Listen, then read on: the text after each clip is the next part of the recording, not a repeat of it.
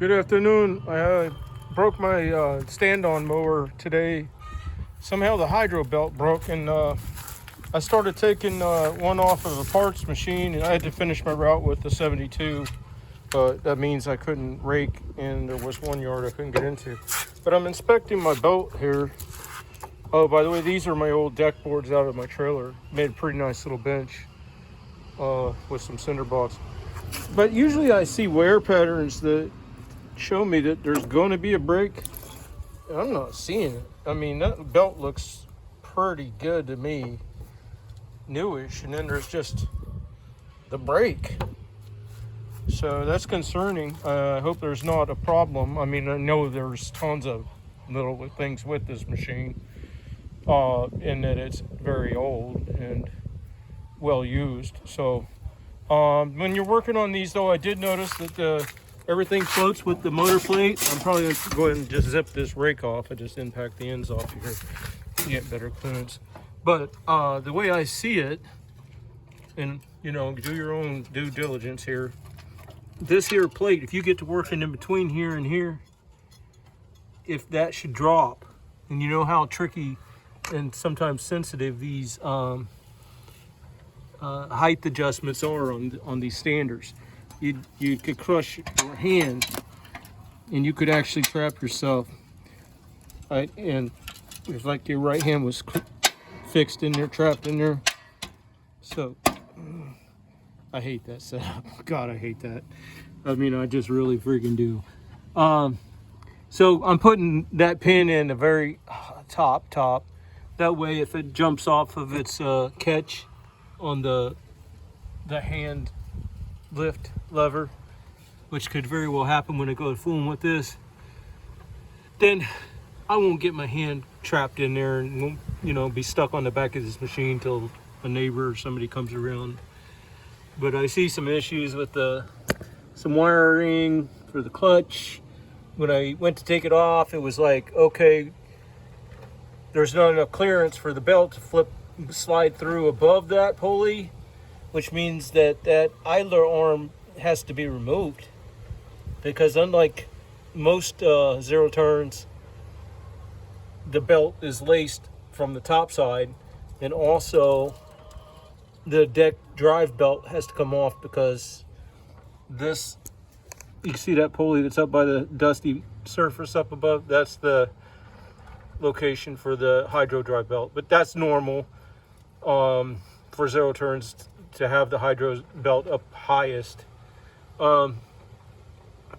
Now this construct of this floating engine plate and everything could be good because of what I call articulation. I don't know if enough people understand the benefits of articulation. Most times when zero turn mowers get stuck, it's because the deck is hitting its belly hump, and you slip the tire a little bit. That makes the divot so you get less support and traction on that tire, and then boom, you're stuck. And then if you whiskey throttle it or whatever, then you know, you just get real stuck because of the deck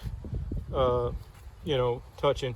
So that and when you're mowing in real deal stuff, and especially solo, when you start mowing solo, you start trying to take out all kinds of string trimmings. So you're coming up out of valleys where you're just taking, the blades are coming within millimeters of concrete pores around the mitered corners of culverts and things like that. And that's so you're doing all kinds of stuff like that, so that articulation become that range of motion, hugely beneficial. Now, the whole premise of them floating the engine and the deck and everything in one assembly was because of the belt, the transmission angles, just like on a four-wheel drive off-road vehicle, you know, your drive shaft angles. This is a belt, but it's the same principle. You can't have so much deflection between the drive and the driven that you're wearing out the components. So there was also a potential for a greater degree of articulation here. I don't know if they did it. It would depend on this here, right there. That's it. Everything else don't matter. That distance, because that's how much If it was out yay further, double as much, you move that lever and you get double as much lift and lower. You see what I'm saying? So on all mowers, that there is how much quality of design you have for the one aspect being articulation. And I don't know what that is. They had the potential to do it more. I have a little more here, but the problem I run into on all of these is you can see you're dragging belts. See that where the paint's shined off?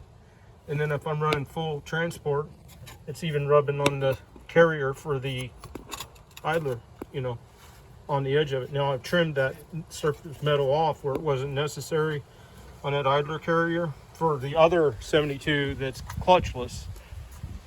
And of course I did a lot of things there because to gain articulation or height, overall height, not articulation, I put a lighter gauge chain on, and I can get away with that because I have a lighter deck. I have, you know, all kinds of, one thing promotes the viability of another. You should never modify your machines, but yeah, on articulation, I think that's a key component that there's room for improvement on all of these machines, all designs.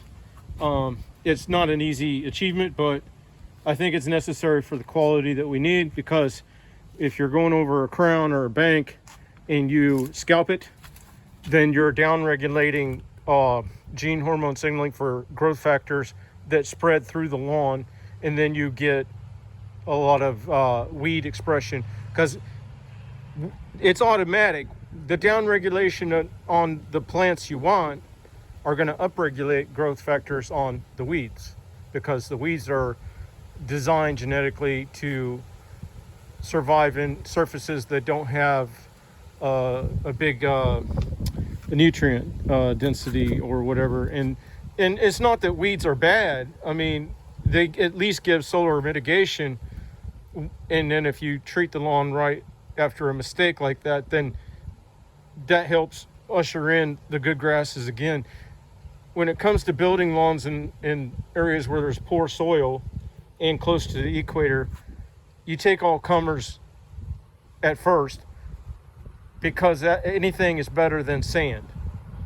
You see, so a weed, if it gives some solar abatement for now, until you can resource chain up enough that you support the better grasses that have more stomatocyte receptor density, that offset more carbon, and blah, blah, blah. Also create weather cycles that are beneficial, whereas weeds don't, then yeah. But the problem is there has to be an intermediary between heaven and hell. It has to be something between then and now, and there has to be something in between a person who wants to live within the environment and the person that moved out that wants to live in dominance of their environment, or thought that they could. All right, I got to get back to work. Y'all have a good day.